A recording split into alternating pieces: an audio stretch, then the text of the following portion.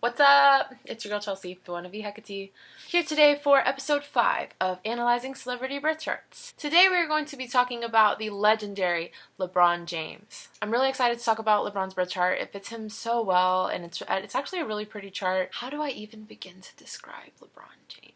So obviously LeBron James is one of the greatest athletes of all time. He is an incredible leader. He's very charismatic. He's not just a leader on the court, he is a leader off the court. He's very involved in his community.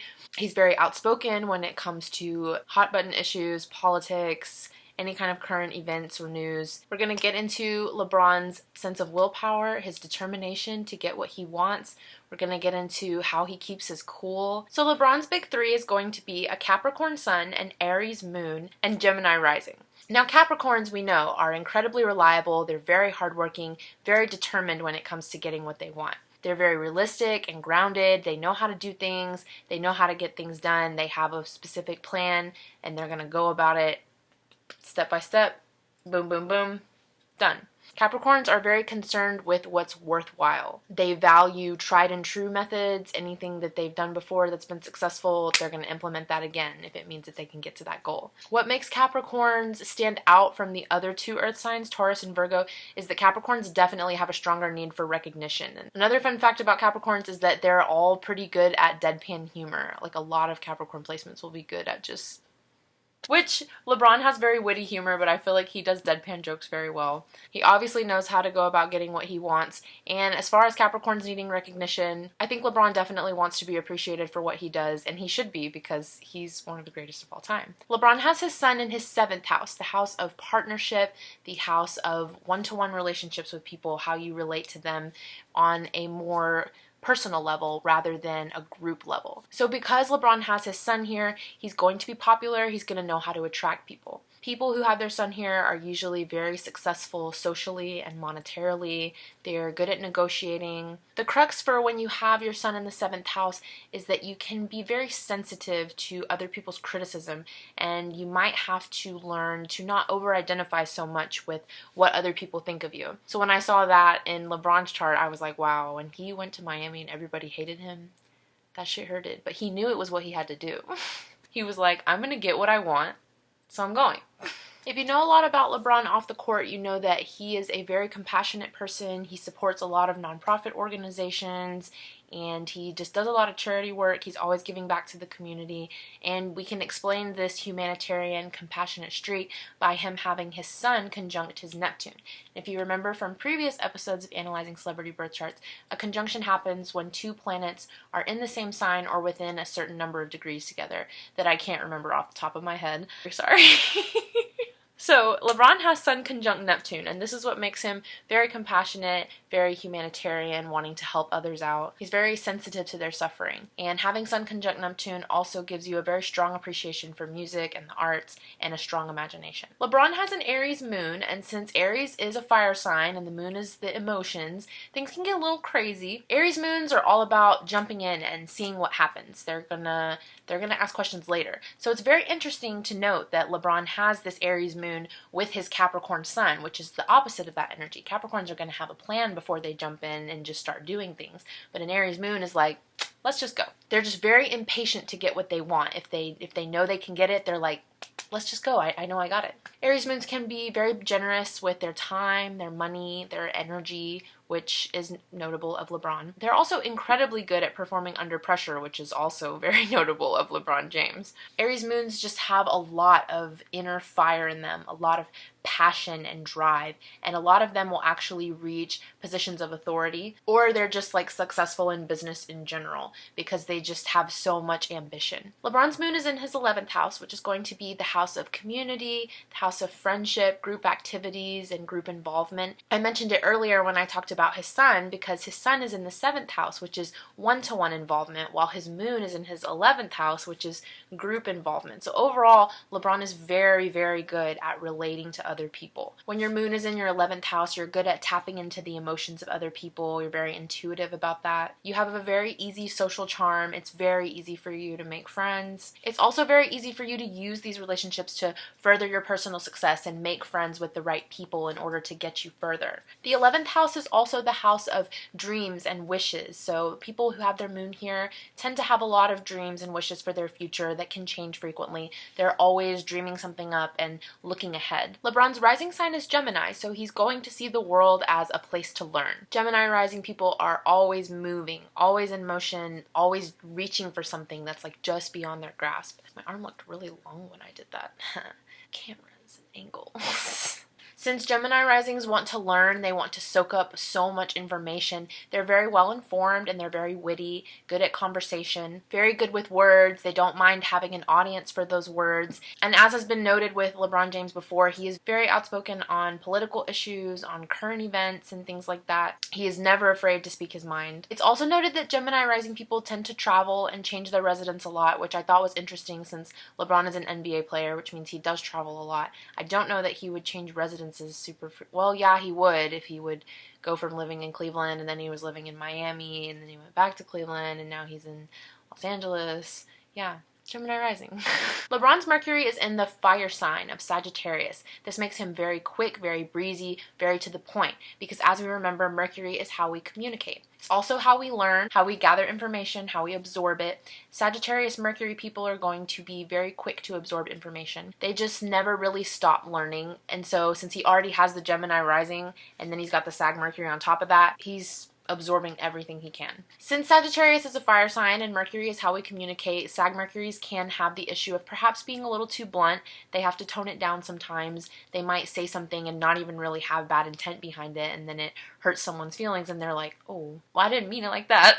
In general, a Sag Mercury is just going to have very strong opinions and they're going to be eager to share them with you. They're going to want to talk and debate. This, of course, is going to be doubly intensified with LeBron because he's got the Gemini rising. LeBron's Mercury is in his 6th house, the house of work, day-to-day matters, health, and routine. This could make him something of a perfectionist, which I'm not one to assume things about people, but I think you can kind of assume that LeBron James is a perfectionist. Anyone who has Mercury in the 6th house, or really any 6th house placements in general, is going to value details. They're going to be very practical in their work, very efficient and methodical. They're always going to think of all the details that other people tend to forget, and their mind is just kind of always like turned on. LeBron's Venus is in Aquarius. And as we remember, Venus is the planet representing how we love, how we act in relationships, what we seek in a partner. Since LeBron has his in the air sign of Aquarius, this makes him very helpful, very giving, and very charitable. As I said before, very sensitive to the suffering of others. But what's interesting about Venus Aquarius people is that while they are sensitive and they want to help,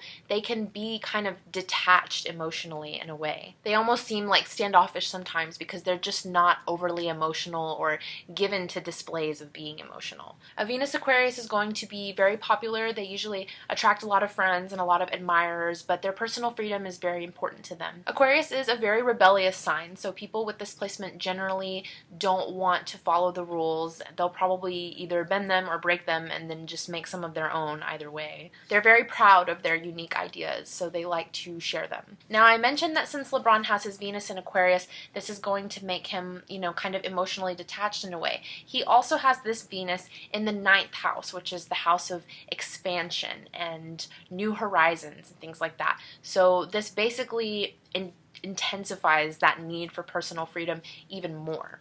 So the way that his Gemini rising got doubled up on by his Sag Mercury, this Venus Aquarius is getting doubled up on by the fact that it's in the 9th house. So LeBron's probably not going to be very clingy in love. He's going to need a certain amount of personal freedom in a relationship. The 9th house is about traveling and new places, foreign places. So people who have Venus here will tend to have a high understanding of people with different backgrounds from their own. They'll be adaptable to those people. Since it is the house of travel, they're just very open in general to new ideas and new experiences and expanding, like I said before. All this attitude of expansion and constantly branching out, though, they have to be very careful of not being too dissatisfied with what they have and, not always wanting to keep branching out and branching out. Sometimes you have to be still and be happy with what you have.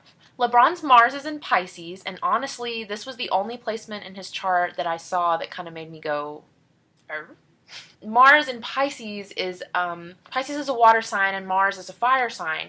So when Mars goes into Pisces, it kind of doesn't know how to act, and Pisces Mars can be very passive in a way. They just kind of want to let things flow rather than taking an active part in it. And to me, that didn't really sound like LeBron at all. But Pisces Mars people are very good at stirring emotions in others, which LeBron is good at. They also tend to gain from their friends and benefit monetarily from associations that they have with people, which I had already mentioned before from LeBron having his moon in his 11th house. Pisces Mars is also going to make him very compassionate, as we discussed before. Really, any Pisces placements anywhere in a chart will give you that humanitarian streak and just make you sensitive to other people and want to help them out and help out underdogs and things like that. So having a Pisces Mars is definitely going to make him take a stand on anything Piscean in nature and just be very compassionate. As I said, Pisces Mars is like an artist placement. So if you have this placement, you definitely need some kind of creative outlet to express yourself in, which I think LeBron has definitely shown that he's not just a basketball player, he's not just an athlete, he's definitely got a lot of different things going on for himself, and he's a man of many talents. So at first I was like, wow, Pisces Mars, that's weird. But then, I looked at it and thought about it, and I was like, actually, that's cool. LeBron's Mars is in his 10th house. This is the house of career, the house of public image. So this makes a lot of sense that he would have the planet of your goals and ambitions and things like that in the house of career and public image. Mars being here gives him a lot of energy, a lot of initiative for career matters. Makes him very ambitious, makes him competitive. He devotes a lot of energy to his work and to his public image. They have a very strong self-reliance, and they're just very dedicated workers who tend to start from the bottom, if you will, and, work your way up, work on your living conditions, and improve for yourself through your hard work. I love that I got to make a Drake reference on the day I wore a Drake shirt. Living my best life. LeBron's Jupiter is in Capricorn. Jupiter being the planet of expansion, the planet of how we expand our mind, expand our horizons. Having it in Capricorn is going to make LeBron a very devoted worker, as is a theme in this chart. People who have Jupiter in Capricorn tend to gain high position through very hard work, which, as we've seen, LeBron has done. These people are going to reach the top because they are disciplined. They value the long term, they value responsibility, and their position and their status is very important to them. So this Jupiter in Capricorn is kind of going to have the same energy as LeBron having his Mars in his 10th house. LeBron's Jupiter is in his 8th house, which is the house of death, transformation, rebirth, and kind of enigmatic things like that.